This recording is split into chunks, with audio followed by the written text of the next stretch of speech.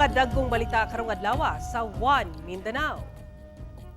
Pag inilugay og armas tali na kasibilyan nga pulis sa Medina, Misamis Oriental ug gisita nga tricycle driver nga armado nakuhaan og video. Mga miyembro sa gingong tribo nga nagtindog og kaugalingong gobyerno ug nagapadlak og mga patigayon sa Surigao City arestado sa CIDG. Upat ka balay naugdaw sa managlahing sunog sa Cagayan de Oro City, kapin 1 million pesos na talang danyos sa BFP. Insidente sa sunog sa Davao City nagkadaghan. BFP nagpahimangno sa publiko nga magmatngon aron malikayan ang sunog.